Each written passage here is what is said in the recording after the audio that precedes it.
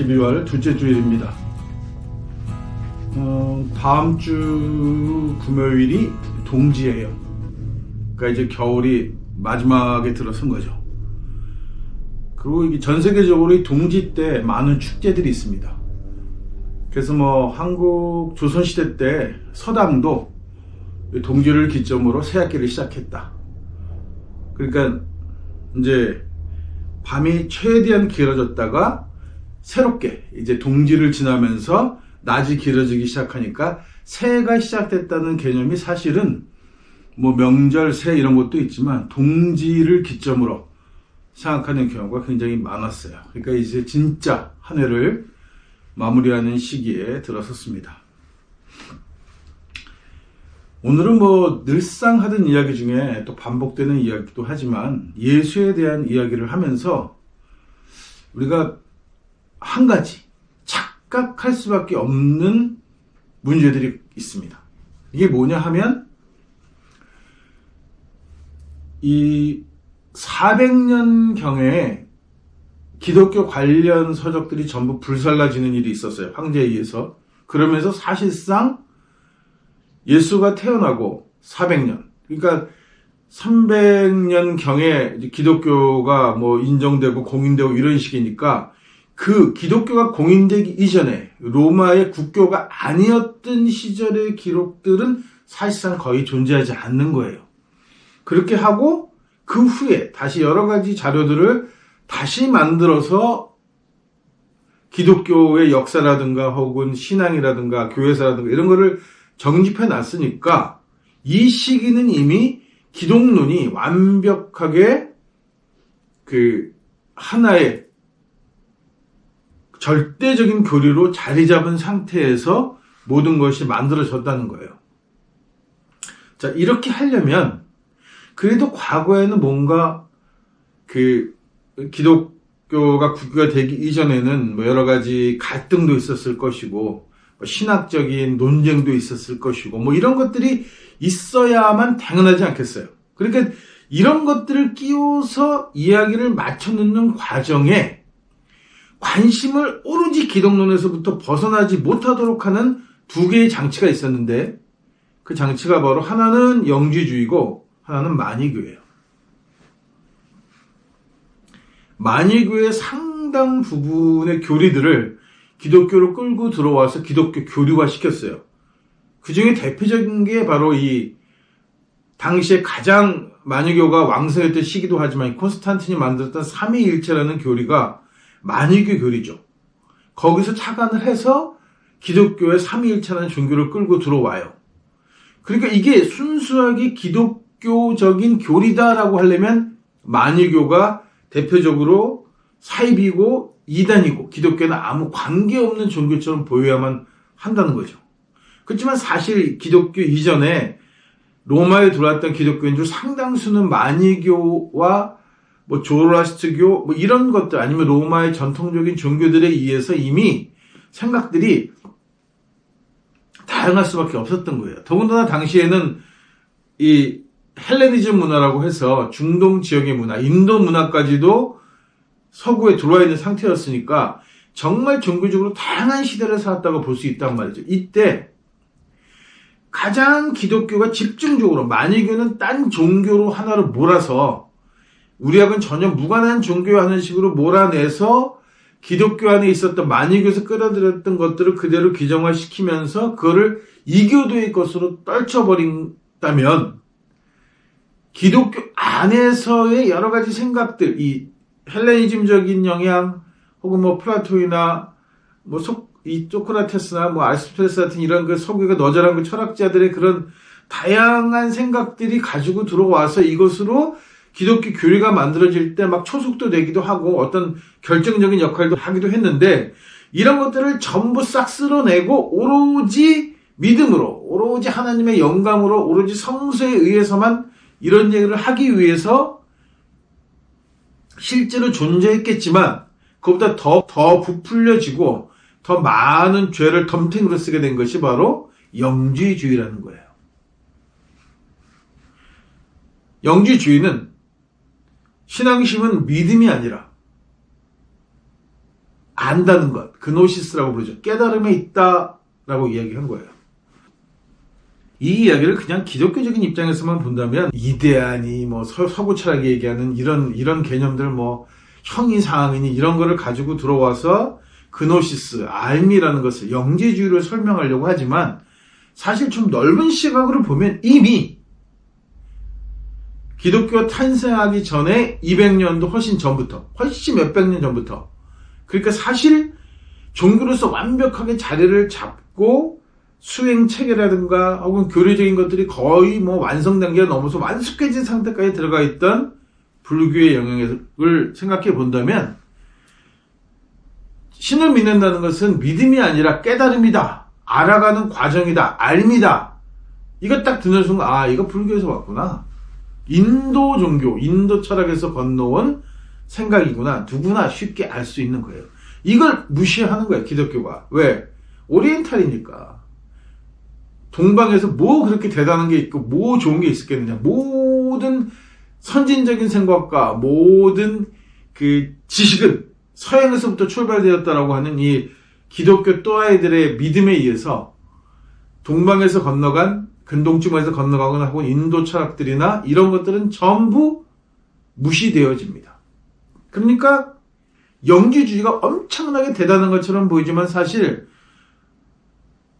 동양 철학에서 본다면, 동양 쪽에서 본다면 그냥 너절한 이야기들을 하는 거예요. 그냥 흔히 생각할 수 있고 뭐 그 정도야 뭐 존경하면서 한두 번쯤은 생각해 보는 거지. 뭐 이 정도밖에 안 되는 거리가 되는 것들을 아주 그냥 뭐 기독교에서는 영지주의라고 포장을 해가지고 이걸 뭐 덜덜덜 떨어요. 또 하나 영지주의가 인도의 영향을 받았다라고 볼 수 있는 게 윤회를 믿었습니다. 그러니까 이런 거죠. 원래 죽으면 사람은 하나님께로 가야 되는데, 천당에 가야 되는데, 뭔가 문제가 생기면 다시 인간으로 돌아와, 인간으로 다시 태어나서 그 죄를 갚아야 한다든가. 뭐 이런 식의 사고방식이 그 윤회가 이 영지주의자들한테는 있었다는 거예요. 그러니까 초기 기독교인들은 상당수가 윤회를 믿고 있었다 이렇게 볼 수 있는 거예요. 왜냐하면 거의 영지주의자들이었으니까. 대표적으로 우리가 알고 있는 복음서 중에 요한복음은 상당히 영지주의적 입장에서 쓰여진 복음서입니다. 그러니까 이미 영지주의가 왜 영지주의가 팽배하게 있었다는 말은 뭐냐 하면 서구의 전반적인 종교 문화가 영지주의적이었다라고 볼 수 있는 거예요. 그 중에서 기독교가 자기네 마음에 드는 거는 섭취하고 마음에 들지 않는 건 한꺼번에 다 퉁쳐서 그걸 영지주의라고 몰아가지고 이단으로 쳐내는 거죠. 그래서 기독교의 순수성을 이야기하는 거예요. 우리 기독교는 이렇게 순수하게 어느 타 종교의 영향을 받거나 다른 문화의 영향을 받은 것이 아니라 오로지 영감에 의해서 하나님의 계시에 의해서 그렇게 만들어진 종교라고 이렇게 구라를 치기 위해서 영지주의가 또 한 번 희생양이 되게 됩니다. 그러니까 우리가 교회를 다니면서 굉장히 흔하게 들었던 이야기들, 목사가 조금 더 굉장히 좀 독특한 설교를 하네. 나 이 이야기는 들어본 적이 없는 것 같아. 이런 것들의 대다수는 영지주의에서 나온 것들이 많아요. 그 중에 하나가 요한을 엘리야라고 했다는 거. 그렇게 믿었던 거예요. 그러니까 예수의 길을 예비하러 온 선지자다라고 믿었던 것도 영지주의자들의 생각이에요. 이게 뭐 성서에 짧게 기록되어 있죠. 주의 길을 예비하러 왔다는 식의 표현을 한단 말이에요. 세례 요한을 가리켜서. 그래서 영지주의자 중에서 일부는 예수를 인정 안 하고 세례 요한을 진짜 메시아라고 믿는 부류들도 있었단 말이죠. 그러니까 그런 것들이 복음서에 조금씩 들어와 있는 거예요. 왜냐하면 이미 성서가 편집되어지고 로마의 국교가 되었을 당시에는 이런 다양한 성향을 가진 교인들을 다 쓸어 담아야 했단 말이에요. 그러니까 이 얘기도 조금, 저 얘기도 조금, 여기서 찔끔 이렇게 가져와서 복음서의 이야기를 만들어내고 교리를 만들고 이렇게 하는 과정에 기독론이라는 걸 원칙적으로 깔았던 거예요. 왜냐하면 처음부터 바울이 로마의 종교로 기독교를 전파시키겠다고 마음먹는 순간부터 역사적인 예수, 즉 십자가에 매달려 유대 독립을 하다 죽은 예수는 완전히 지우고 기독론적 예수만을 진짜 예수인 것처럼 그렇게 포장해서 팔았던 거예요. 그러나 사실 상당 기간 동안 초대교회라고 하는 안에서는 예수를 다른 형태로 따랐던 무리들이 존재했던 거예요. 그 중에 하나는 예수라고 부르는, 예수를 따랐던 집단, 실질적으로 누구라고 칭할 수는 없다고 하더라도 어쨌든 간에 예수라고 하는 이름을 따랐던 집단들 중에, 예수라고 불렸던 사람들 중에는 당연히 종교적인 영향을 가진 사람도 있었단 말이죠. 십자가에 못 박혀 죽은 예수뿐만 아니라 그 예수에게도 자식이 있었을 가능성이 있다. 왜냐하면 랍비로 불렸다는 건 결혼하지 않으면 랍비가 될 수 없으니까 당연히 결혼했었고 자식들도 있었겠죠. 그러니까 초기 기독교 공동체 안에는 예수의 가족들이 있었단 말이에요. 예수의 가족이라고 부를 만한 사람들이 존재했었고 그 사람들도 다 제거해야만 하는 거죠. 그래야만 바울이 오로지 기독론만 가지고 존재하지도 않았던 메시아라고 하는 철저하게 메시아라고 하는 기독론만 가지고 종교정사를 할 수 있기 위해서는 그런 것들을 다 제외시켜 버려야 되는 거예요. 그리고 영지주의의 대표적인 특징이 이원론입니다. 마니교도 이원론이에요. 세상을 빛과 어둠, 선한 신과 악한 신 이렇게 나눈단 말이죠. 야훼와 마귀, 사탄 이렇게 나누는 게 이게 정통적인 기독교인 건 줄 알고 있지만 사실은 마니교나 혹은 영주의자라고 불렸던 자들의 생각이에요. 왜냐하면 이미 서구 철학이 형이 상학, 형이 학 이렇게 나눈단 말이에요. 두 가지로. 떨어뜨려 생각해. 한 군데 집어넣지 못해요. 왜냐하면 이게 좀 독특한 로마의 문화나 로마의 역사를 이해하면 금방 알 수 있어요. 로마는 자기네들이 최고예요. 자기네들이 최고라는 말은 뭐냐 하면 너즈라는 것들이 있기 때문에 자기가 최고인 거예요. 다 똑같은데 그 중에 내가 최고가 아니고 나만 최고예요. 나머지는 다 야만이고 미신이고 미개한 종족들이고 천박한 문화란 말이에요. 이게 이원론의 핵심이에요. 내 것만이 진짜라고 하는 것. 그게 선이에요. 그 다음에 바깥에 있는 건 다 악인 거죠. 자, 이렇게 따지면 어떻게 되는 문제가 생기냐 하면 우리가 지금 생각하는 것처럼 선과 악이 좋은 일, 나쁜 일 이런 식으로 개념되지만 그게 아니라 내가 하면 좋은 일, 남이 하면 나쁜 일이 이원론적 생각에서의 선악이라는 구분인 거예요. 사람이 사람을 죽이는 것은 악한 일이다. 이렇게 정의할 수 있는데 그게 예를 들어서 국가를 위한 일이거나 혹은 나의 공동체를 위한 거나 뭐를 위해서 하는 것은 많이 죽이면 0이 되죠. 그러면 당하는 쪽 입장에서는 그 사람이 0이겠습니까? 살인마지. 그러니까 기독교나 종교가 갖고 있는 이 선악에 대한 문제가 보편성이 존재하지 않아. 철저하게 주관적입니다. 자기네들 중심으로 선인 거예요. 그러니까 마니교나 영지주의나 이게 기독교에 들어와서 기독교적인 이원론의 서구 문화가 중심이 되는 이 이원론의 핵심의 본질은 뭐냐 하면 내 것은 선하고 남의 것은 악하다. 내 것은 문명이고 남의 것은 미개하다. 내 종교는 참이고 다른 종교는 악이다. 이렇게 구분하는 거예요. 내용면에서 하나도 다르지 않다는 겁니다.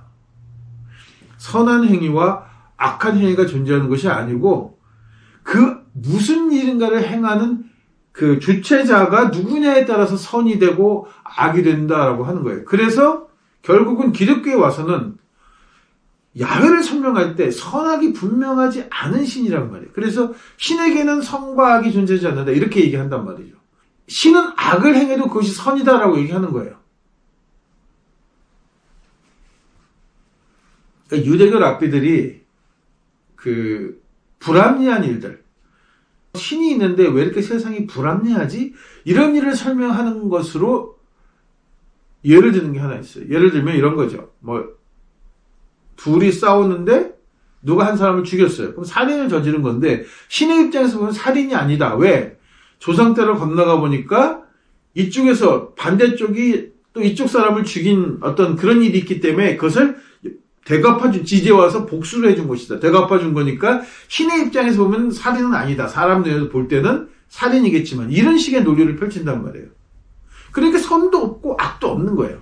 왜 그럴 수밖에 없냐면 이 신이 선악이 없어요. 원래 야훼가 로마 자체가 선악이 없어요. 자기네가 무조건 선이니까. 그러니까 이게 잘 맞아떨어진 거예요. 이 두 가지가. 그래서 서구의 이원론이 갖고 있는 가장 큰 문제, 우리가 이원론적 사고를 갖는다는 것이 뭔가를 떨어뜨려 놓고서 구분해서 생각한다는 것은 굉장히 좋은 거지만 서구 이원론의 함정이 여기 있단 말이죠. 이게 이런 많은 혼란을 일으키는 문제가 뭐냐 하면 기독교가 로마의 국교가 되면서 자기네들만이 선이라고 주장하려다 보니까 교회 안에서 있는 악한 것들을 끄집어내서 어떤 거는 만이교로, 어떤 거는 영주주의로 이렇게 딱지를 붙여놓고 마치 그런 것들 때문에 영향을 받아서 기독교에 더러더러 문제는 있어 왔지만 지금도 문제가 존재하지만 그럼에도 불구하고 기독교는 선한 종교고 기독교는 오류가 없고 신은 여전히 선한 신이다 라고 하는 이 엉뚱한 개소리를 하는 근거가 된다는 말씀입니다.